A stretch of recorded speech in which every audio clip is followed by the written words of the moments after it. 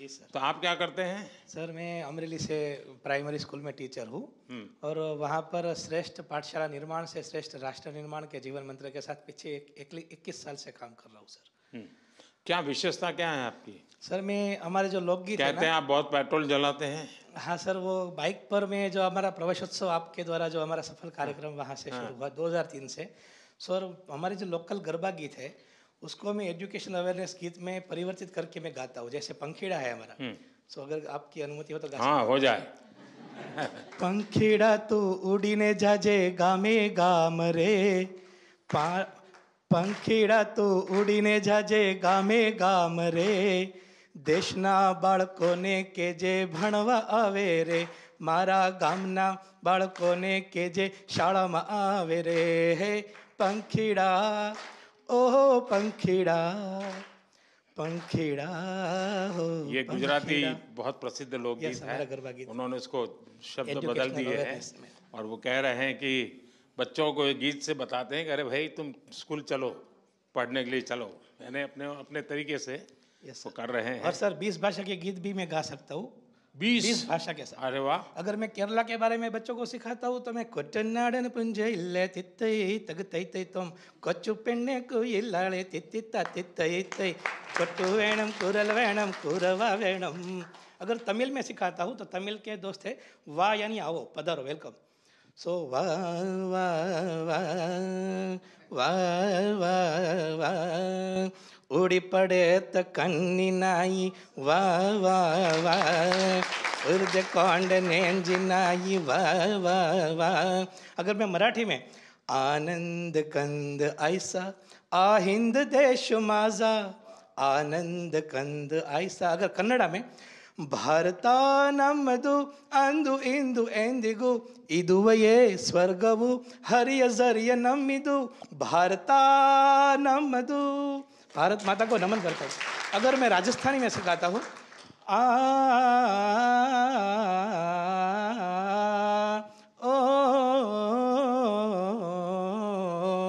ओ कुण बीजे बाजरो ये बदहरी ओ कुण बीजे मोड़ में वामी सहरी। बहुत बहुत बढ़िया। Thank you sir, thank you sir. Sir एक भारत श्रेष्ठ भारत, हाँ। यही मेरा जीवन मंत्र है सर। चलिए बहुत और अच्छा। सर 2047 में विकसित भारत बनाने के लिए भी और ऊर्जा से काम करूंगा सर। Thank you sir. उनकी सरनेम जब मैंने देखी तो उनके दादा से मैं परिचित था तो मुझे याद आया आज। और उनके दादा बहुत ही अच्छे हास्य लेखक हुआ करते थे मेरे राज्य में, बड़ी पहचान थी उनकी। लेकिन मुझे मालूम नहीं था कि आपने उस विरासत को संभाला होगा। मुझे बहुत अच्छा लगा। साथियों, मेरी तरफ से कुछ खास आप लोगों को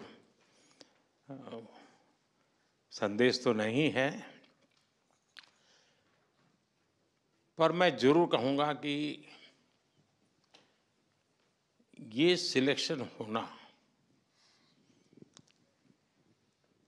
ये एक बहुत बड़ी पूंजी होती है, लंबी प्रोसेस से निकलता है। पहले क्या होता था मैं इसकी चर्चा नहीं करता हूँ, लेकिन आज कोशिश है कि देश में ऐसे होनहार लोग हैं जो कुछ को नया कर रहे हैं। इसका मतलब ये नहीं कि हमसे कोई ज़्यादा अच्छे टीचर नहीं होंगे, किसी और विषय में अच्छा नहीं करते होंगे, ऐसा नहीं हो सकता है। ये तो देश है, बहुरत्ना वसुंधरा है, कोटि कोटि टीचर्स ऐसे होंगे जो बहुत उत्तम काम करते होंगे। लेकिन हम लोगों की तरफ ध्यान गया होगा, हमारी कोई विशेषता होगी जो देश की में खास करके नई शिक्षा नीति के लिए आप लोगों के जो प्रयास हैं वो काम आ सकते हैं। देखिए, हमारी शिक्षा व्यवस्था में जैसे भारत में एक विषय हमारी आर्थिक व्यवस्था को बहुत बड़ी ताकत दे सकता है, और भारत ने ये मौका गंवा दिया है। हमने फिर से एक बार उसको प्राप्त करना है, और वो हमारे स्कूलों से शुरू हो सकता है, और वो है टूरिज्म। अब आप कहेंगे हम बच्चों को पढ़ाएं या टूरिज्म करें। मैं ये नहीं कह रहा हूँ आप टूरिज्म करें, लेकिन अगर स्कूल के अंदर टूर तो जाती ही होगी, लेकिन ज़्यादातर टूर कहाँ जाती हैं? जहाँ टीचर ने जो देखा नहीं है वहाँ टूर जाती है। स्टूडेंट को क्या देखना चाहिए वहाँ टूर नहीं जाती है। अगर स्टूडेंट का टीचर का उदयपुर रह गया तो फिर कार्यक्रम बनाएंगे कि स्कूल इस बार उदयपुर जाएगी, और फिर सबसे जो भी पैसे लेने होते हैं, जो टिकट का खर्चा होता है, सब कलेक्ट करते हैं, फिर जाते हैं। लेकिन मेल तो जैसे माँ कहती है ना, बच्चे को आइसक्रीम खाना है। तो हम लोग कभी सोच करके जैसे टाइम टेबल बनाते हैं, साल भर का आप लोग पूरा काम तय कर लेते हैं किसको करना कैसे, क्या उसमें हम अभी से कि भाई 24-25 में 8 या 9 कक्षा के विद्यार्थियों के लिए डेस्टिनेशन ये होगा, 9 और 10 के लिए ये होगा, न जो भी तय करें आप।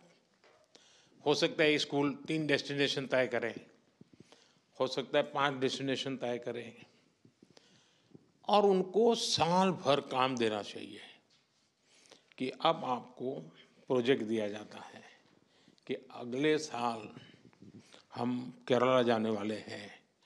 चलो भाई 10 स्टूडेंट का एक ग्रुप बनेगा जो केरल के सोशल रीति रिवाज उन पर प्रोजेक्ट करेगा।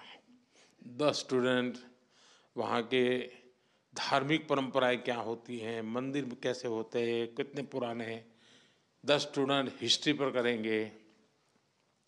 साल भर 1-1, 2-2 घंटा इस पर डिबेट होती रहे, केरल केरल केरल केरल केरल चलता रहे, और फिर केरल के लिए निकल पड़े।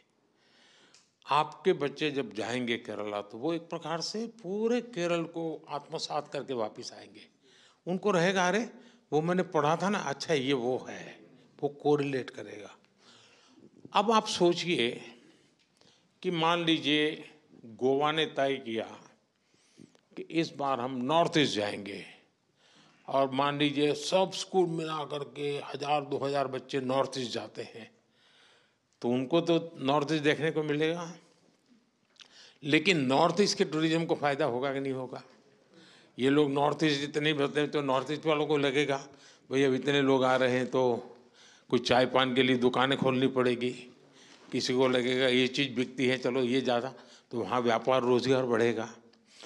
भारत इतना बड़ा देश है, हम शिक्षा के साथ, और इस बार आप अपने स्टूडेंट्स को बताइए, अभी ऑनलाइन एक कंपटीशन चल रहा है और आपके स्कूल के सब बच्चों ने उसमें हिस्सा लेना चाहिए, लेकिन ऐसे ही टिक मार्क नहीं करना चाहिए, थोड़ा स्टडी करके करना चाहिए। और अभी कंपटीशन चल रहा है, देखो अपना देश, ऑनलाइन रैंकिंग चल रहा है, लोग वोट कर रहे हैं, और उसमें हमारी कोशिश है कि उस राज्य के लोग वोट करके तय करें कि हमारे राज्य में ये नंबर 1 पर चीज़ है जो देखने जैसी है, जाने जैसी है। एक बार वोटिंग से जो सिलेक्ट होंगे तो सरकार कुछ बजट लगाएगी, वहाँ इंफ्रास्ट्रक्चर तैयार करेगी और उनको फिर डेवलप करेगी। लेकिन ये टूरिज्म कैसे डेवलप होता है? मुद्दा ये होता है कि पहला मुर्गी की पहले अंडा। कुछ लोगों को कहना है भाई टूरिस्ट नहीं है इसलिए डेवलप नहीं होता है, कुछ लोग कहते हैं कि टूरिस्ट आएंगे तो डेवलप होगा। और इसलिए हम स्टूडेंट से शुरू कर सकते हैं, ऐसे डेस्टिनेशन योजनाबद्ध तरीके से वहाँ जाए, रात्रि को वहाँ मुकाम करें, तो उस स्थान के लोगों को लगेगा कि भाई अब रोजगार की संभावनाएं बनेगी, तो होम स्टे बनने लग जाएंगे, ऑटो रिक्शा वाले आ जाएंगे। यानी अगर हम सिर्फ स्कूल में बैठे बैठे तय करें तो इस देश में 100 टॉप डेस्टिनेशन टूरिज्म के हम 2 साल के अंदर तैयार कर सकते हैं। एक टीचर कितना बड़ा रिवॉल्यूशन ला सकता है, इसका ये उदाहरण है। यानी आप अपनी रोजमर्रा की जिंदगी में स्कूल के रेगुलर काम में करते ही हैं, आपके यहाँ से टूर जाते ही जाते हैं, लेकिन अध्ययन नहीं होता है। जहां जाना है उसका साल भर अध्ययन होगा तो वो शिक्षा का काम हो गया, जाकर के उस जगह पे जाते हैं तो वहां पर इकोनॉमी को लाभ हो सकता है। उसी प्रकार से मेरा आपसे आग्रह है कि आपके नजदीक में जहां भी यूनिवर्सिटी हो, कभी न कभी आपके 8वीं 9वीं कक्षा के बच्चों का उस यूनिवर्सिटी में टूर कराना चाहिए। यूनिवर्सिटी से बात करनी चाहिए, भाई हमारे 8वीं कक्षा के बच्चे आज यूनिवर्सिटी देखने आएंगे। मेरा एक नियम था, जब मैं गुजरात में था तो कहीं पर यूनिवर्सिटी में अगर कॉन्वोकेशन में बुलाते थे तो मैं उनसे कहता था भाई मैं आऊँगा जरूर, लेकिन मेरे 50 गेस्ट साथ आएंगे। तो यूनिवर्सिटी को बड़ा रहता नहीं, कौन 50 गेस्ट आएंगे। और जब पॉलिटिशियन कहता है तो उनको लगता है उनके चले चपाटे आने वाले होंगे। फिर मैं कहता था कि यूनिवर्सिटी के 5-7 किलोमीटर रेडियस में कोई सरकारी स्कूल हो जहाँ गरीब बच्चे पढ़ते हो, झुग्गी झोपड़ी के, ऐसे 50 बच्चे मेरे गेस्ट होंगे और उनको आपको फर्स्ट रो में बिठाना पड़ेगा।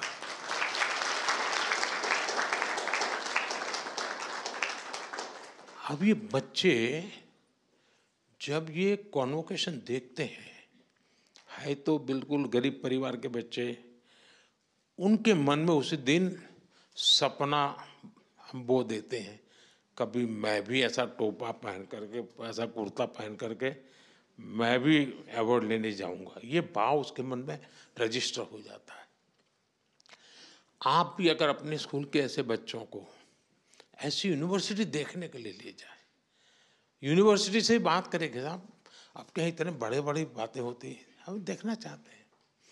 वैसे ही स्पोर्ट्स के इवेंट होते हैं। कभी कभी हम क्या करते हैं, जैसे ब्लॉक लेवल का स्पोर्ट्स कंपटीशन है तो कौन करेगा, वो पीटी टीचर जाने, वो खेलने वाला बच्चा जाने जाएगा। सचमुच में पूरी स्कूल को स्पोर्ट देखने के लिए जाना चाहिए। भले कबड्डी चल रही है, किनारे बैठेंगे ताली बजाएंगे, कभी कभी देखते देखते ही उसमें से खिलाड़ी बनने का मन किसी को जग जाता है।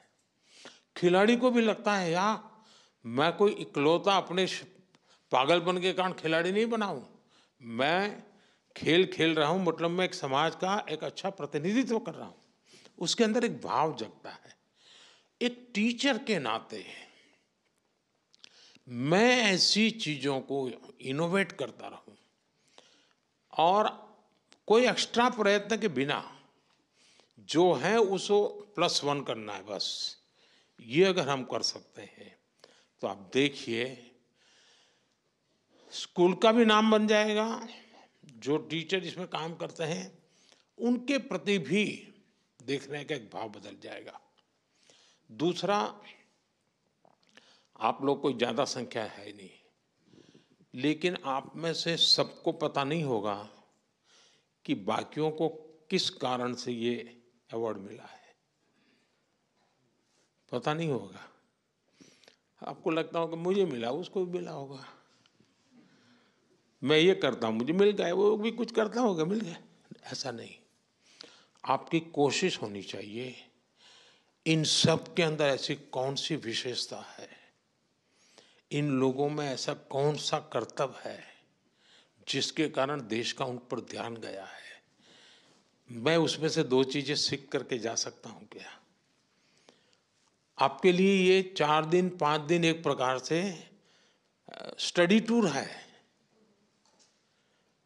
आपका सम्मान गौरव हो रहा है वो तो एक है, लेकिन अपने से, जैसे मैं आप सबसे बात कर रहा हूँ, मैं आप लोगों से सीख रहा था, आप लोग कैसे करते हैं जान रहा था।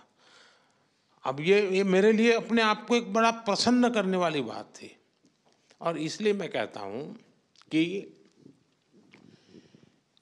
आपके जितने साथी हैं, दूसरा किसी जमाने में जब हम छोटे थे तब पत्र मित्र वैसा एक जमाना हुआ करता था, हैं? अब सोशल मीडिया हो गया है तो वो तो दुनिया चली गई, लेकिन क्या आप लोगों का सबका एक व्हाट्सएप ग्रुप बन सकता है सबका, जो लोग कब से बना है, अच्छा कल ही बना है, चलिए अच्छा 8-10 दिन हो गए, मतलब गुड बिगिनिंग है। एक दूसरे से आपने एक्सपीरियंस शेयर करने चाहिए। अब आपको यहाँ कोई तमिलनाडु के टीचर से परिचय हुआ है, आपकी टूर तमिलनाडु जाने वाली है आपकी स्कूल की, अभी से उनको कहिए जरा बताइए, देखिए आपकी कितनी बड़ी ताकत बन जाएगी। आपको कोई मिलेगा, रहे केरल, अरे मैं उसको जानता हूँ, जम्मू कश्मीर, अरे मैं उससे तो परिचित हूँ, आप चिंता मत कीजिए मैं उनको फ़ोन कर देता हूँ। इन चीज़ों का बड़ा प्रभाव होता है और मैं चाहूँगा कि आप लोगों का एक ऐसा समूह बनना चाहिए जिनको लगना चाहिए यार हम तो एक परिवार के हैं, एक भारत श्रेष्ठ भारत का इससे बड़ा कोई अनुभव नहीं हो सकता। ऐसी छोटी छोटी चीज़ों की अगर तरफ आप ध्यान देते हैं, मुझे पक्का विश्वास है देश की विकास यात्रा में शिक्षक का बहुत बड़ा योगदान होता है। आप भी सुन सुन करके थक गए होंगे, शिक्षक ऐसा होता है, शिक्षक वैसा होता है, फिर आपको भी लगता है ये बंद करे तो अच्छा है, यानी मैं मेरे लिए नहीं कह रहा हूँ, लेकिन शिक्षक की जब वाहवाही चलती है ना, इतनी चलती है, तो फिर आपको भी लगता है यार बहुत हो गया। मुझे भी लगता है कि वाहवाही की जरूरत नहीं है। हम उस विद्यार्थी की तरफ देखें, उस परिवार ने कितने विश्वास के साथ वो बच्चा हमें सुपुर्द किया है। उस परिवार ने हमें इसलिए बच्चा सुपुर्द नहीं किया है कि आप उसको कलम पकड़ना सिखा दें, कंप्यूटर चलाना सिखा दें, इसलिए नहीं दिया है आपको वो बच्चा कि ताकि आप उसको कुछ सिलेबस पढ़ा दें, इसलिए वो अपना एग्जाम में अच्छा रिजल्ट ले आए, सिर्फ इसलिए नहीं भेजा है। माँ बाप को लगता है कि जो हम दे रहे हैं उससे आगे हम ज़्यादा नहीं दे पाएंगे, उसका अगर कोई +1 कर सकता है तो उसका टीचर कर सकता है। और इसलिए बच्चे की जिंदगी में शिक्षा में +1 कौन करेगा? टीचर करेगा। संस्कार में +1 कौन करेगा? टीचर करेगा। उसके हैबिट्स में करेक्शन कौन करेगा? +1 टीचर करेगा। और इसलिए +1 थियरी वाली थी हमारी कोशिश होनी चाहिए, उसके घर से जो मिला है मैं उसमें कुछ ज़्यादा अतिरिक्त जोड़ दूंगा, मेरा उसकी ज़िंदगी में बदलाव लाने में कोई न कोई कंट्रीब्यूशन होगा। अगर ये प्रयास आपकी तरफ से रहे, मुझे विश्वास है कि आप बहुत ही सफलतापूर्वक, और आप अकेले नहीं, सभी शिक्षकों से बात कीजिए, अपने क्षेत्र के, अपने राज्य के शिक्षकों से बात कीजिए, आप लीडरशिप लीजिए और हमारे देश की नई पीढ़ी को तैयार, क्योंकि आज जिन बच्चों को आप तैयार कर रहे हैं ना, वे जब नौकरी करने योग्य बनेंगे या 25-27 साल की उम्र पर पहुंचेंगे, तब ये देश आज है वैसा नहीं होगा, ये विकसित भारत होगा।